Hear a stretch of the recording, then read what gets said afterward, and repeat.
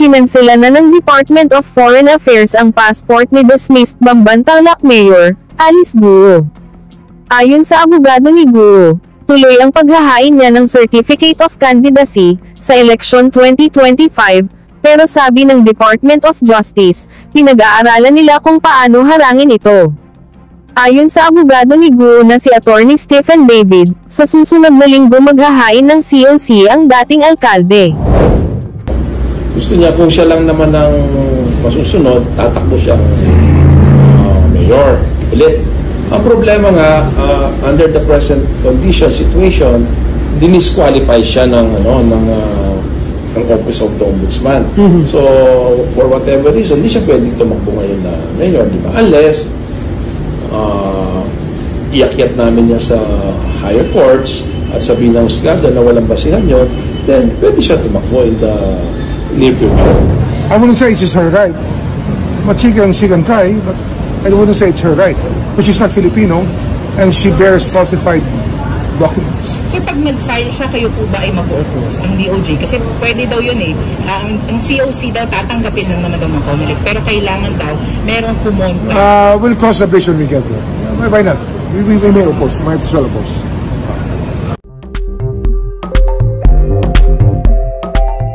Chair, I'd like to direct my first question to Ms. Ong and to Ms. Guo. Ms. Ong, you had said before that kilala niyo po si Ms. Guo.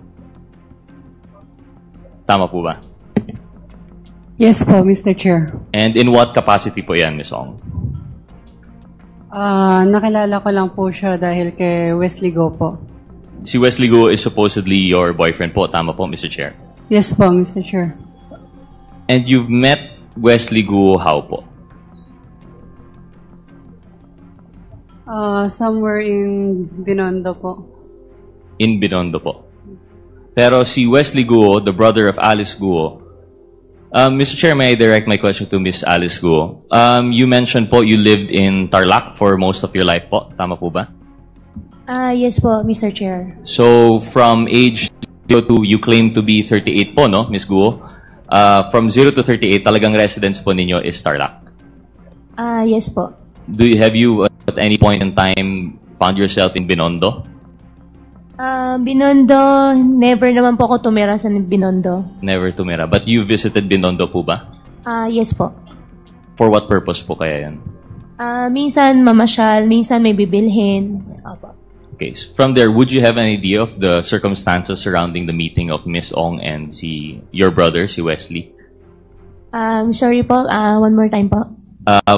May idea po kayo kung paano nakilala si Wesley, si Miss Ong? Wala po, Mr. Chair. Tapos, so sariling lakad niya po yun, yung sa Binondo, and then they met? Yes po. Okay. I direct my questions again to Miss Ong. So, you say you're in a relationship with Wesley. Ano po yung birthday ni Wesley Guo? February 23. Feb 23? Yes po. That would peg him, what year po? 1990... wait. Bilangin ko lang po. Mr. Chair, do we have anyone who can confirm the date? Because my data says otherwise. I think... Perhaps, Mr. Chair, I can ask the Bureau of Immigration. They might have the documents po, no? Mr. Chair, directing my question to the Bureau of Immigration, anong birthday po ni Mr. Wesley Guo based on his Philippine passport?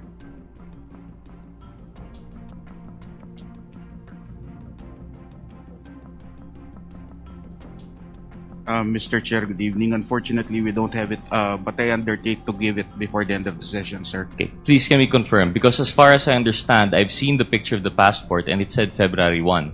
And it would be very curious po na Miss Ong wouldn't know the birthday of her boyfriend for 4 years na po. Tama po. But we'll confirm it later po naman, no? We don't have the data. Would you know po kung anong schools pinuntahan ni Wesley Guo? Boyfriend mo po of 4 years, hindi mo po alam kung anong schools pinuntahan niya? Hindi po, Mr. Chair. Isn't that curious? Di ka man lang na-curious kung saan po siya pumunta for schooling? Hindi po. So ano yung mga... What aspects of his life do you know about? Alam mo po ba kung ano yung hobbies niya? Maglaro po. Maglaro? Ng Gundam. ng gam-gam? Parang robot. Robot. Yun lang po. And the nature of his work, are you familiar po? No po. Hindi rin. So, as supposedly a couple from 2020 or 2021, hindi mo po alam yung school niya, hindi mo po alam yung interest niya, and I'm pretty sure hindi mo alam yung birthday niya. So, that's what I'm trying to point out here, Mr. Chair. I do not believe in the story that Miss Guo and Miss Ong know each other through the brother. In fact, I believe the matrix more in which what binds them is their work relation through Mr. Duan Renwu and Mr. Xiang Jie. And in fact, I would, if there's anything that I would change to the matrix, I would say that dapat si Duan Renwu and si Xiang Jie should be in the middle between the two because he is the link that binds. Because, Mr. Chair, I'd like to ask again, between the two, between Baofu, which I think, Ms. Guo, ano po yung relation po natin sa Baofu? Your Honor, after po ako nag-divest, wala na po kami relationship. Oh, but prior po, you were an incorporator. Prior po, Baofu, landowner. Okay, landowner po tayo. So, Baofu, may link po tayo kay Ms. Guo. Kay Ms. Ong naman, Italy, incorporator ng LS99 through Mr. Duan Renwu. So we see, ito na po yung sinasabi ng matrix na parallel operation. We have here two owners of yung supposedly yung land-owning corporation which will eventually lend to the POGO, of which they are still actually a part of. Yung si Mr. Duan Renwu, if I remember, is ninong po ni Ms. Ong. Is that correct, Ms. Ong? Yes po, Mr. Chair. And admittedly, si Mr. Duan Renwu, kilala rin po ni Ms. Guo. Is that correct, Ms. Guo? Your Honor, nakilala ko po siya through Cassie Lee. Through Cassie, allegedly. You met Cassie through the boyfriend na hindi niya nga mabanggit kung anong school or anong birthday. But admittedly, you know si Mr. Duan Renwu, who you were seen together abroad when you escaped the Philippines. Is that correct, Mr. Chair? Mr. Chair, na-met ko po siya nung sinama po ni Cassie sa amin. Oh, pero kasama po ninyo abroad. Indonesia po ba yan or Malaysia? Hindi po kasama. Na-met ko lang po siya dahil sinama po ni Cassie. Dahil doon. And Mr. Duan Renwu and Mr. Jiang Chen naman, paano mo po kilala, Ms. Guo? Siya po yung nag-arrange ng hotel nyo, di ba? Your Honor, hindi ko po kilala si Jiang Jie. Hindi nyo po kilala. Pero in-arrange lang po yung hotel nyo. Hindi po siya nag-arrange ng hotel namin. Hindi ko po siya kilala. Hindi niyo po kilala. Okay, we'll come back to that. So, si Mr. Duan Renwu and si Xiang Jie, na president of LS99, dito po natin nakikita in parallel po yung nangyayari sa kanila. And why I find it hard to believe, for example, yung kwento ni Ms. Ong na kilala niya si Ms. Guo through the boyfriend, di naman lang masubstantiate. And kay Ms. Guo naman, although this might be hearsay for the committee, pero ako po personally, I hope you understand, di po ako naniniwala sa story na kayo po ay sa Tarlac from 0 to 38. Actually, Mr. Chair, can we ask the committee if na-ready po yung photo? It was already shown before, pero yung class photo po ni Ms. Guo. Secretariat.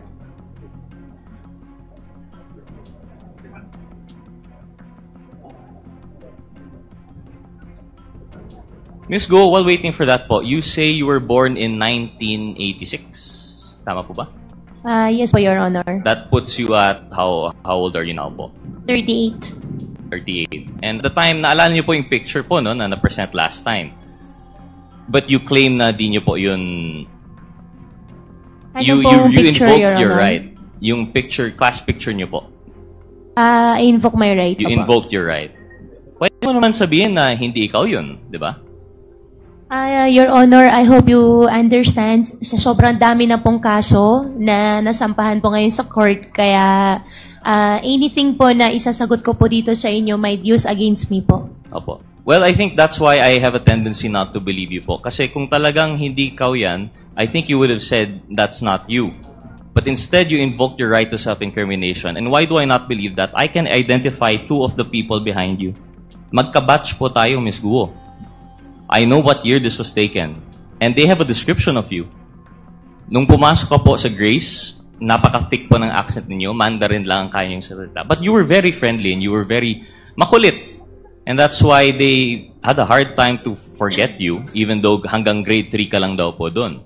Now, I know, like I said, that's hearsay as far as the committee is concerned kasi hindi naman nandito yung may personal knowledge doon. But when I was talking to with personal knowledge, na-convince naman po ako and they've identified you. In fact, if you were 38 and this picture was 2001, you would have been 13, 14 po ba? Eh, kasing age mo naman yung mga 19, these people were born 91, 92. Kasize mo naman po, I don't think you're that much older than them. And that's why I really don't buy that story that you were born in 1986. And I don't buy the story that this is not you. In fact, they called you Ping. Ping po yung nickname nyo dito. But anyway, that's just to prove the point po, no? But what does that say about the testimony here before us? Thank you, Comsec, for the picture.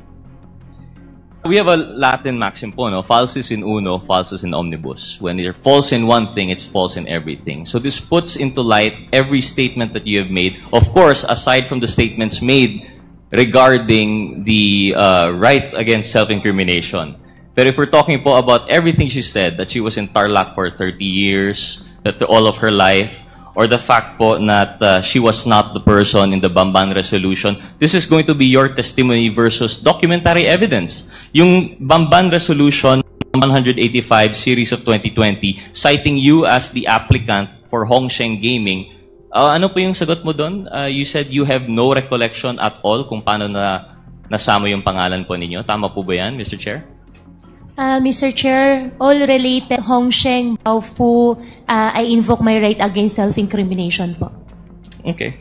And just proves it even more. If you can't relate to us how you're related to the resto, then I guess the document stands po na may kinalaman po kayo sa Hongsheng. Another thing po, you claim na walang Filipinos involved sa escape.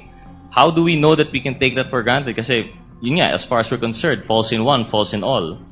And then, of course, the allegations that 3.2 billion was transferred to Hongsheng through the partners mentioned earlier. And it's parallel also because I remember, if I'm not mistaken, Chair Dan Fernandez mentioned there was also a similar transfer going on between Mr. Duan Renwu and Ms. Cassandra Ong.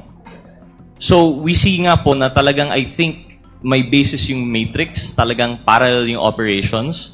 And I think that's as much as we can get from them. Baofu and Hongsheng versus Lucky South 99 and Whirlwind are two sides of the same coin. They're parallel operations held by a consistent set of characters. And now that the Quadcom is digging deeper, we're now moving up the ladder.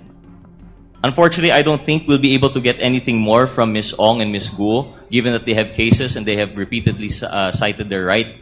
They've repeatedly invoked the right against self-incrimination. So I think we have no choice but to move on with the matrix. So with that, Mr. Chair, I'd be asking my questions to Mr. Yang. Yeah, but before that, Your Honor, let me ask the lawyer of Ms. Alice Go. Your participation here is to advise your client only of her legal rights. And please, advise her also what questions she needs to answer. If the question being asked, being propounded by a member is not related to the case that she is facing, then you have to compel her to answer.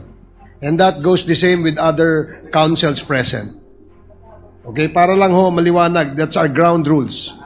Alam naman po ninyo, kayo mga lawyers, alam nyo naman po kung ano yung makakaapekto sa kaso nila. Kaya wag nyo silang pabayaang magtago sa likod ng right against self-incrimination. And just want to make that clear. Please continue, Congressman Gutierrez. Thank you, Mr. Chair. Mr. Chair, before I move on, I'd like to go back. I still have two more photos with the ComSec on the issues of Ms. Ong and Ms. Go. Committee Secretariat, may we ask for the pictures of Lucky South 99 and yung Hongsheng to be displayed? May I ask, Mr. Chair, the PAOCC, si Dr. Casio, Mr. Chair, generally ang POGO, kailangan po ba compound talaga? If I understand correctly, meron po tayong mga POGO operations within Metro Manila, is that correct? Mr. Chair, Honorable Gutierrez, in the past, PAGCOR allowed what was dubbed as hubs. By hubs, meaning to say different locators, different POGO operators can exist within one hub. But if I do recall, the only hubs that were ever licensed by PAGCOR were the one in Clark, Sun Valley, which was raided by the ACG and PAOK on May of last year. The second one was If I am not mistaken, the one in Bamban, no? Baohu. And the last one is the last remaining hub that's winding down, yung sa, ano po, yung dito po sa Island Cove, Cavite. So generally, Mr. Chair, ang POGO, it doesn't necessarily have to be a hub. They can operate parang BPO lang po siya. Sometimes they rent a floor lang po. Tama po ba Yes, yun? sir. They can rent as small a space as 300 square meters. Thank you, Mr. Chair, for clarifying. So para lang alam ng ating mga kababayan, kasi nabanggit po ng PAGCOR, meron pong 240 plus na nabanggit ng mga POGO. Baka iniisip po nila lahat yun POGO hub. But it seems to be only the big operators are the POGO hubs. It's, for example, yung sa Baofu and sa Lucky South 99. Kaya nga po parang parallel because amongst all the POGOs, sila lang po yung ganito. Sila lang po yung may hub. And it seems to indicate na they have the same modus operandi and they have the same intention to include mga love scam, mga cryptocurrency scamming, and other related crimes. Kasi hindi naman po yan manggagawa sa 300 square meter na office building po, no? So I think this is just another point of parallelism between the two. And then one more thing, Mr. Chair, Committee Secretary, yung next picture po, please. Yung mansion. Ms. Ong, Mr. Chair, is this image familiar to you po? Yes po, Mr. Chair. Ano po yung nakikita natin sa picture? Nakita mo naman po, is that your house? Yes po, Mr. Chair. Ito yung mansion po ninyo sa Porac? Opo. Mr. Chair, for everyone to see, can we have the picture again?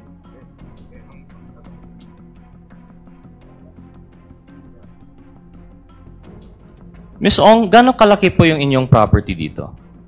Tama po ba? That's like a little massage house in the middle of the lake behind the bigger mansion proper. Tama po ba, Ms. Ong? Lahat po yan, bahay po. Ay, wala pong massage. Wala massage. Yung gitna. So Yes lahat po. yan bahay. So yung Opo. gitna. So, gano'ng kalaki po itong property nyo? Yung lot po is around 3 hectares po. 3 hectares yung lot. And Yes all po. of this at the tender age of 24. Would you care to substantiate how you made your money out of this? Lahat po yan na-inherit po ba, Mr. Chair? Mr. Chair, I invoke my right. You po. invoke your Pasensya right. na po Of course. kasi meron pong kinasa sa akin. Kasi nga po, kahit yung reasoning na binigay mo last time na 35 million per month, hindi rin yun tama eh. Kasi at 35 billion per month na you would make out of the 70,000 hectares that you were renting out, that's only still just 35 million, which wouldn't account for the billions of worth.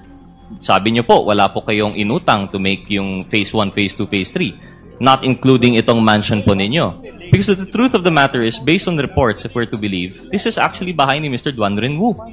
Hindi naman po ito sa'yo. You're going to invoke your right or you're going to deny it, that's fine, Ms. Ong. But I'm just presenting it for the facts that the unbelievable story of rags to riches at 24 through inheritance from your mom, based on nothing more than the right connections at the right time, parang sobrang unbelievable po.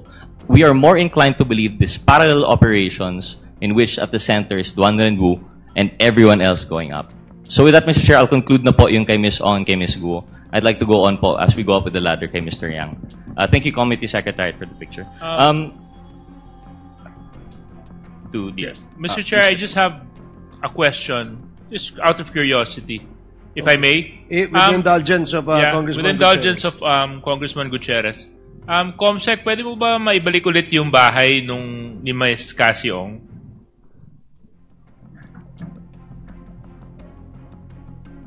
Ms. Cassie, pwede niyo po bang sabihin niyo kung tama po yung pagkaunawa ko dito sa litrato? So meron pong lake at yung bahay po ninyo ay yung nasa gitna. Tama po ba yun? Can you go back? Yung bahay po, yung bahay, Comsec. Yung bahay, Comsec. Prior picture, please. Yan. Yeah. Excuse me. Yes? Yes po. Yes po, Mr. Chair. So yung bahay po, ano po yung nasa gitna ng lake? Bahay po. Tapos ito pong nandito sa may bandang baba. Bahay din po, Mr. Chair. Oh, so you have a house within a house?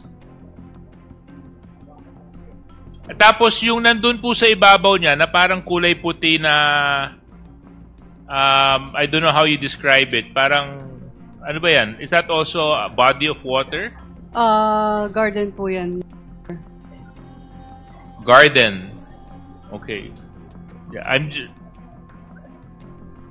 itong lake po ito is man-made or natural? Can I consult my lawyer po? No, I mean, it's actually whether it's Man Lake po, Mr. Chair. huh? Man Lake po. Man-made. Man-made. Gaano kalalim po yung lake? Hindi ko po sure, Mr. Chair. Thank you very much. I'm just trying to figure out kasi yung figures na binanggit ni Kong Rods. At I'm medyo kinakwenta ko po kung magkano aabutin to kasi kung man-made po yan, Chairman, at saka kung gaano kalalim at yung lawak, tapos nice to live there, huh? Thank you very much, Mr. Chair. Miss Alice, aware naman po kayo that you're still under oath. Tama po ba? Yes po, Your Honor. And Chip, please go And on. Your Honor, I cannot disclose too much because I have 8 pending cases po at the court din po. Okay. And alam mo ba yung may mga statements kayo na nasabi nyo dati sa mga previous hearings in both the Quadcom and the Senate na naging natuklasan na kasinungalingan? Tama po ba? Anong pong statement po, Your Honor? Well, the nationality, your parents, and the like. Tama po ba?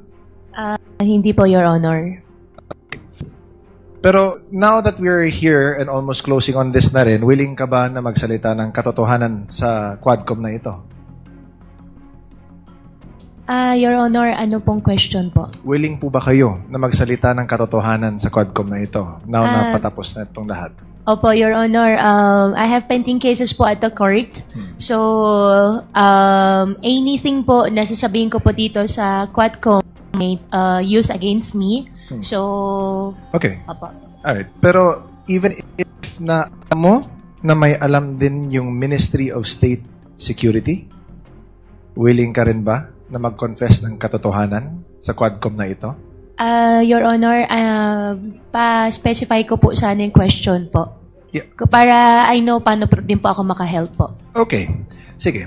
I'd like to direct your attention po sa ating screen. Can we please flash? Kilala mo ba tong si Xie Zhijiang? Hindi po, Your Honor. Hindi po. Okay. I'd like to put that on the record, Mr. Chair, na hindi po niya kilala the person in question na si Xie Zhijiang. Nung nakarang mga hearings, and I'll just put this on the sideline lang because I will touch back on this one again, Mr. Chair. Nung nakarang mga hearings, sinabi niyo po sa Senado and dito sa Congress na ikaw ay Pilipino. Tama po ba? Yes po, Your Honor.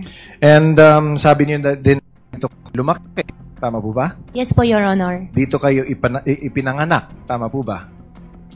Yes po, Your Honor. I have my Filipino birth certificate po. And dito din kayo, Pilipino din yung mga magulang ninyo po? Ang alam ko po, ang nanay ko po ay Filipina po. Okay. And yung tatay mo? Tatay ko po ay Chinese. Okay. Now, let's circle back a few years before, more recently, yung sa pagtakbo ninyo bilang mayor po. Ano ulit yung naging rason ninyo kung bakit kayo nagdesisyon na tumakbo bilang mayor ng Bamban? Your Honor, unang-una po, short answer lang, Ms. Yes po. Tatlo po kasi yung ko po, yung sagot ko po diyan. Isa po sa tatlo ay childhood dream ko po. Pangalawa po, sa Bamban po ko lumaki, gusto ko somehow makapag-share din po ng kung anong pong meron ako. Gusto ko rin po natulungan yung mga kababayan ko po. Pangatlo po, tinulungan din po ako ng former mayor din po namin town para sa kampanya din po. Okay. And saan kayo kumuha ng pondo para tumakbo bilang mayor? Your Honor, 37,000 po ang aming voters. Hindi po ganun kalaki. Saan lang kayo kumuha ng pondo? Kasi kailangan ng pondo, di ba? Para magkampanya. So, saan kayo kumuha ng pondo? Your Honor, kumuha po ako ng pondo sa negosyo ko po. Okay. And itong negosyo is? Your Honor, lahat po ng negosyo ko po, sinampan po nila ng AMLAC. So, I invoke my right against self-incrimination po pagdating po sa business po. Okay. Can we show the next slide? Gusto ko lang pakita. So, confirm niyo po, Miss Alice, na kayo po ito sa likod po ng Ford F-150. And yan si Cassie na nakasakay din ng Can-Am. Ano ba yan? Riker Sport 900?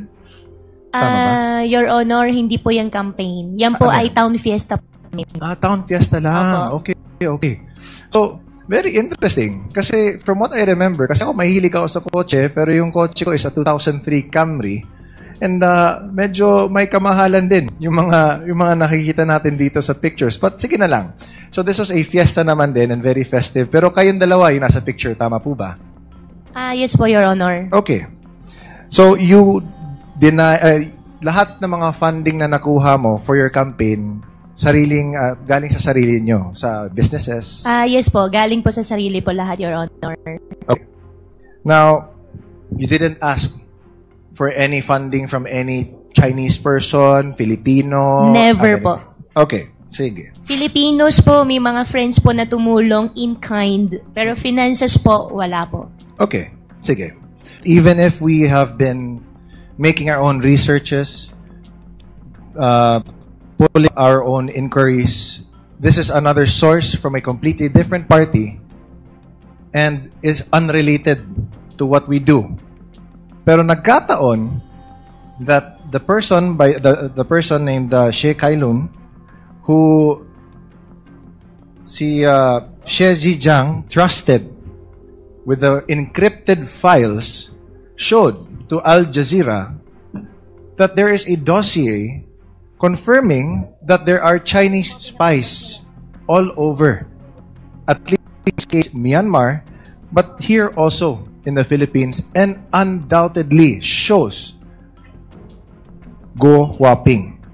In the picture where she was born, even her mother, and the name of Lin Wenyi. Mr. Chair, again, we were told, kanina nagtanong tayo kung lumaki ba si Ma'am Alice dito sa Pilipinas, kung dito ba siya ipinanganak, kung Pilipino ba yung mga magulang niya. Dito daw siya lumaki, which is false. Because paano malalaman or ma-identify ng mga tao doon mismo sa address sa Fujian na nakilala nila si Alice Guo o Guo Huaping as anak ni Lin Wenyi nung pinakita nila yung picture ni Guo Huaping sa kanila. Number 2, tinanong natin kung saan ba siya ipinanganak. Nakita na nga. Doon mismo, she left daw late of 2002. Sabi pa ng tao na in-interview ng Al Jazeera doon mismo sa Fujian.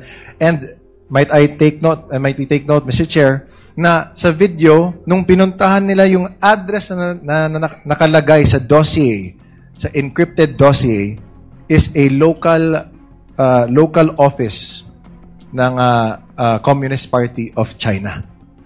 So, Mr. Chair, I think this in itself speaks volumes na. No? Again, nakakainis na time and time again, dinideny ni Guo Huaping lahat ng mga questions na tinatanong namin sa kanya. Okay. Again, let me ask. Guo Huaping, kilala mo ba si Xie Zhijiang? Yes or no?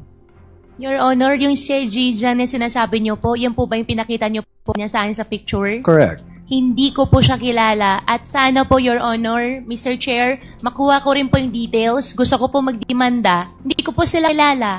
Hindi natin madidemanda, Ms. Alice, dahil kasi he's still in Thailand. And the reason why he's speaking the truth now is because, as he was saying din in the video, although hindi lang pinakita dito, is that he is also being illegally detained daw, sabi niya. Kaya sa galit niya, he wants to speak also the truth out to the world na iniipit na rin siya ng Chinese Ministry of State and Security. So, what does he have to lose? That's why nga sinabi nga niya sa inyo, Ms. Go Huaping, na tell the truth. Don't fall to the same mistakes that he has done. Kasi nga, he also fears for your life. Remember, nung Senate hearing, na you mentioned na you didn't want to name names because you feared for your life. And because of that, the Senate granted you security and asylum within the PNP's compound. Ngayon, na nag-executive session na kayo, sabi ng Senate na there was nothing to go about except for one name na hindi pa din namin alam. But if we look at it, there is no doubt, kitang-kita na. Hindi na galing mismo dito sa Quadcom, pero in an international company that whose job is to search for the truth worldwide. So, Mr. Chair, I'd like to submit this video na this is confirmation that what we've been trying to unearth here, marami na din dyan na nakikita din that corroborates not from us but from other parties as well. Which also means that this Quadcom should also be the avenue for which other people should also go to us to reveal more of the truth kasi kailangan din natin yung kompletong katotohanan. Which is why this is an open call to action, Mr. Chair. Sa lahat ng mga nanonood ng committee meetings natin, na kung may alam kayo, lalo na nakakatulong ito sa pagtingin, sa pagkuha ng katotohanan, please come forward. Kasi this is national security also at stake.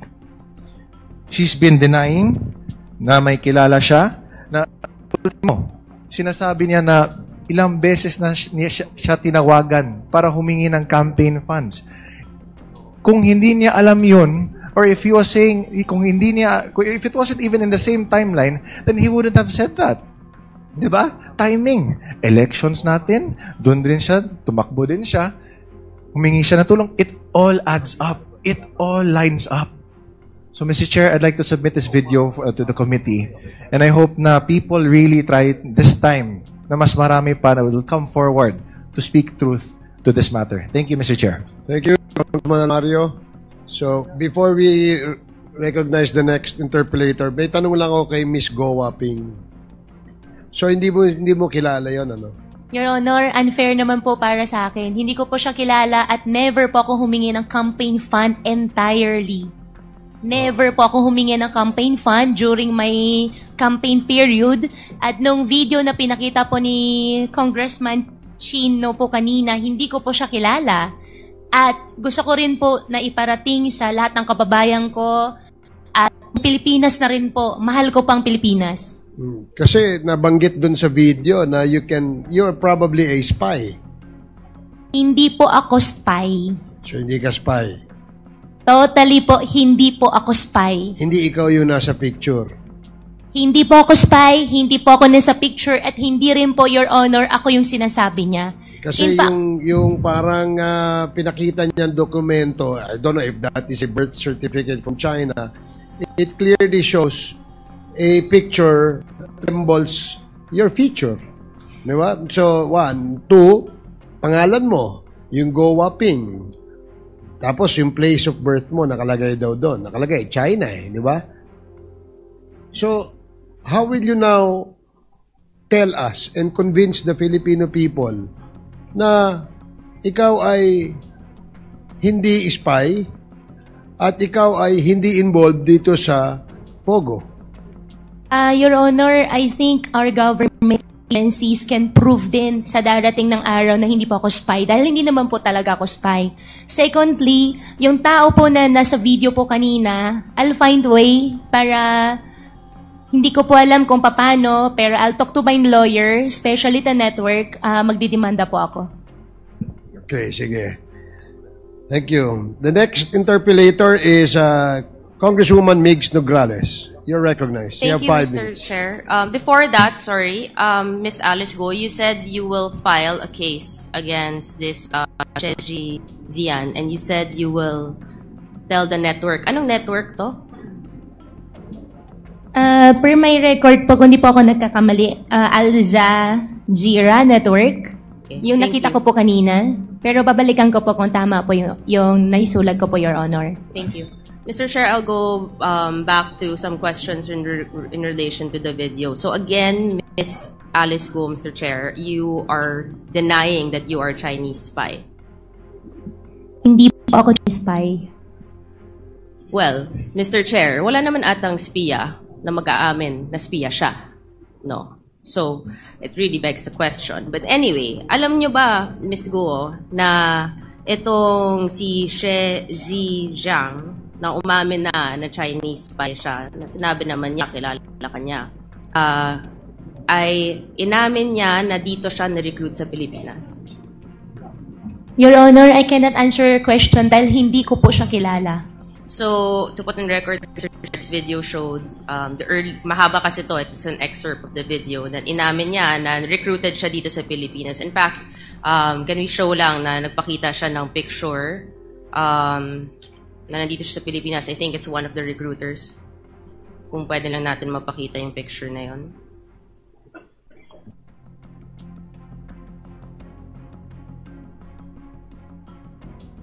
So, ito. Wala kang kilala dito. Siya tatlo po, ni isa po wala po akong kakilala, Your Honor. So, ito, nandito si She Ziyang when he was saying, Mr. Chair, na dito siya na-recruit sa Pilipinas as a spy. Baka iisa lang pala ang nagre-recruit sa kanila, hindi natin alam, no? And again, babalik natin doon sa picture na pinakita sa video. Yung next slide, please. And again, you confirm this is not you, Miss Alice Go? Your Honor, hindi po ako yan. This is not you. Okay.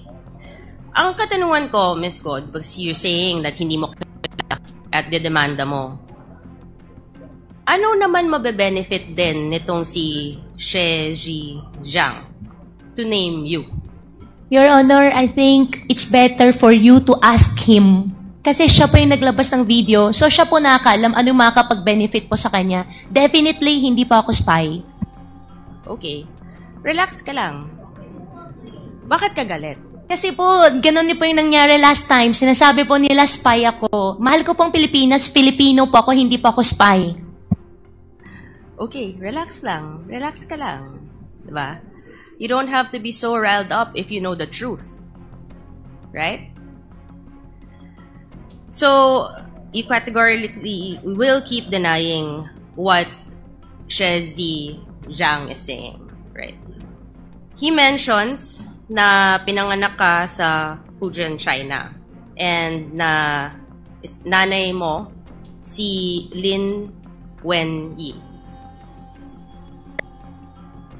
Allegations po niya yun, Your Honor. And who is Lin Wenyi? Your Honor, Lin Wenyi is a partner of my father. And about my citizenship naman po, I think there is already I'm not asking anything about your na po. citizenship. I'm just asking who Lin Wenyi is. Pinapangunahan mo ako sa mga hindi ko naman tinatanong. Masyado kang defensive. You know, mga actuations mo, medyo, it's showing something, Miss Guo. So, etong address mo na pinakita, pakita natin yung picture ulit. Yung address nito, Mr. Chair, is apparently the local address of the Chinese Communist Party. Sigurado ka, hindi mo nami-miss to? Walang memories? Never ko po nakita, Your Honor. Baka lang, may emotion ngayon eh. Baka lumabas ang emotions mo dito. Your Honor, emotional po ako dahil unfair po para sa akin, para sabihan po ako na spy po ako. Okay, I'm asking about your house now. So, eto, Your Honor, that's not my house. Okay, this is in Fujian. Balik lang natin sa last hearing na meron pinakita si Congresswoman Luistro, no? Yung nagko-congratulate yung people of Fujian sa kanya. So, kung hindi ka taga dito, at mukhang dito naman yung sinasabi nilang bahay nila, bakit naman din? I think we have that, no? That the people of Fujian was congratulating the first mayor na naging mayor dito. Yan. We have a translator here. Do you understand what is written? Yes, this is like congratulating for winning as the mayor. Okay, and then these are the people who prepared this congratulatory page. Those are the people, yung mga pangalan. Below, yes po. Okay. Baka kunin natin, Mr. Chair, yung mga pangalan na yan. Yeah, can you please post it again? Yan. Oh. Sino-sino yan? It is from Jinjiang, Jinjing Shen. Yeah, it's an association of the hometown. It's in Jinjing Shen.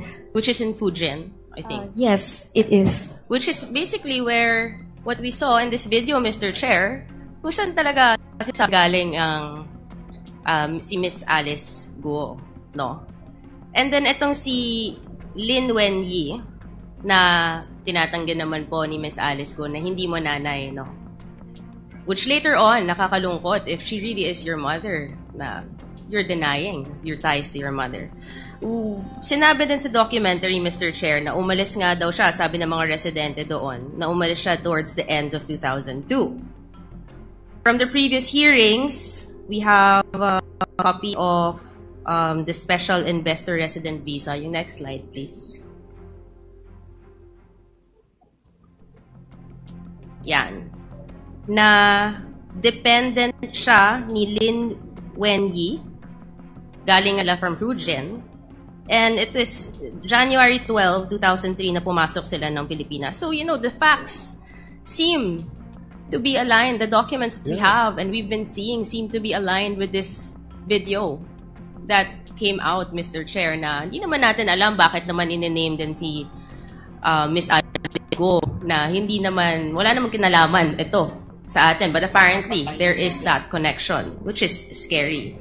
We go back to Lin Wenyi, which you have said this is the partner of your father, your Chinese father. Yes, Your Honor. Yes. And you said, naman, na you will only be into business with those you are very close with and those you trust, correct? Yes, Your Honor. Yes, you said that last hearing. And yung lumabas nga, yung mga corporations, makita natin, they're about, pakita natin yung almost similar to the table that we showed last hearing, or 2 hearings ago. Ito yung mga corporations mo. Ang daming beses lumalabas nga nitong si Lin Wenyi, na lahat ng mga kasama sa corporations na yon are actually family members of yours. Your brother, your father, right? And ngayon, nanay niya pala itong Lin Wenyi. So it is a family corporation. So, Miss Alice, itong nangyari din sa video, meron sinasabing yung Yatay Group. Ito yung company ni Mr. She Zhizang. And actually, itong business ni She Zhizang ay katulad ng mga negosyong tinayo mo sa Bamban, Tarlac. There's a picture eh.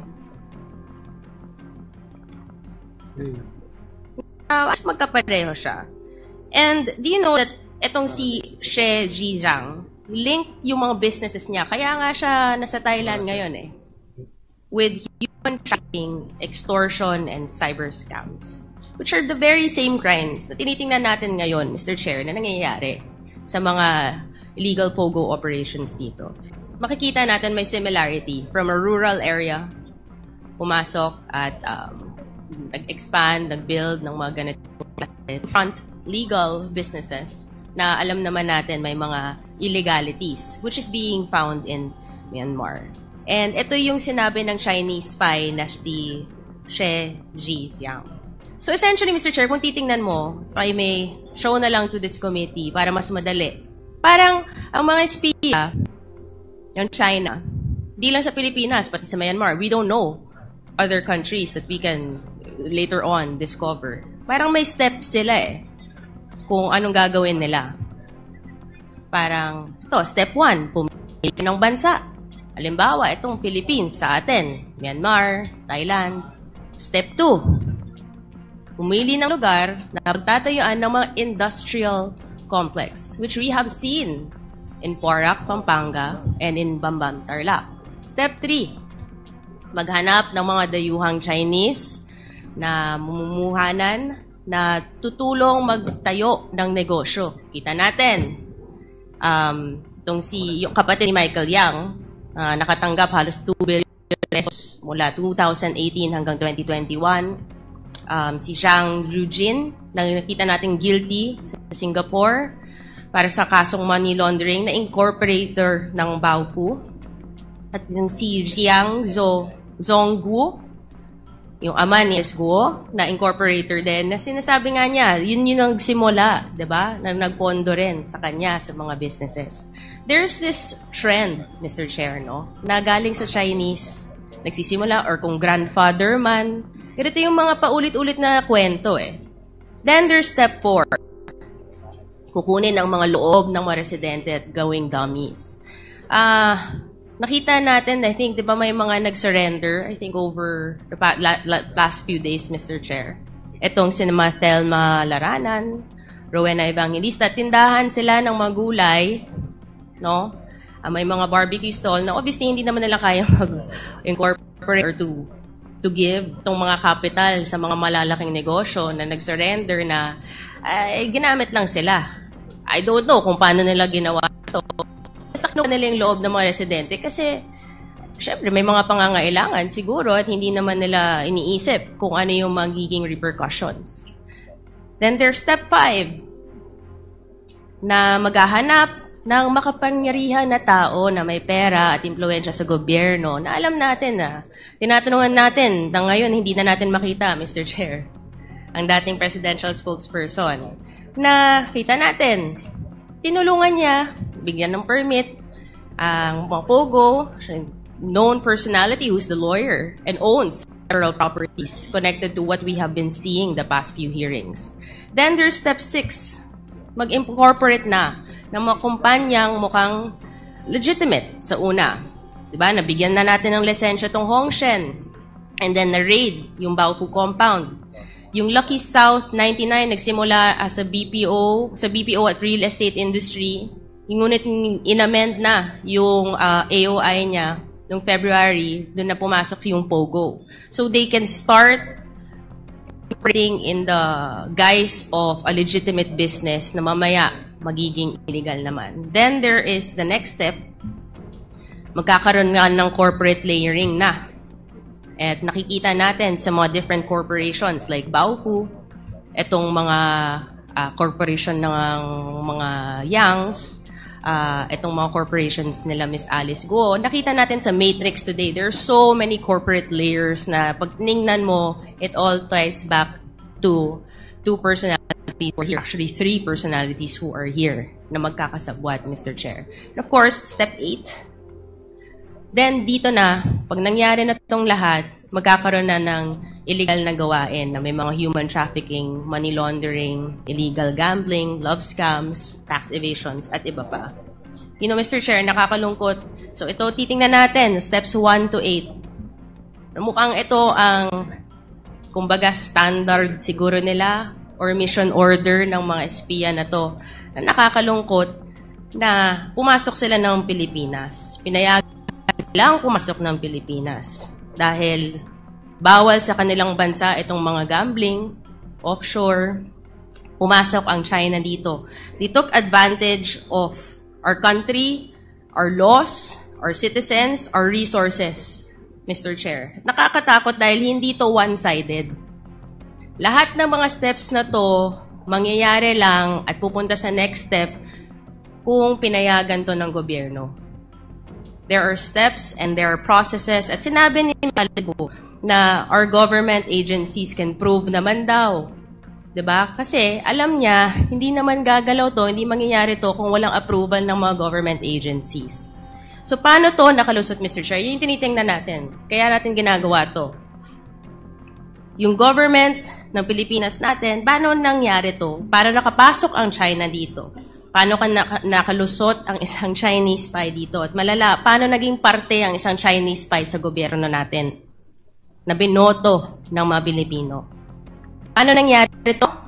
Sino ang pumayag na mangyari to. Akala ko ba, Mr. Chair, diba the Philippines is not for sale? Yun yung sinasabi. Baka kaya naman palang the Philippines is not for sale dahil siguro as early as 2017 ay nagsimula tong lahat ay mukhang nabenta ng Pilipinas.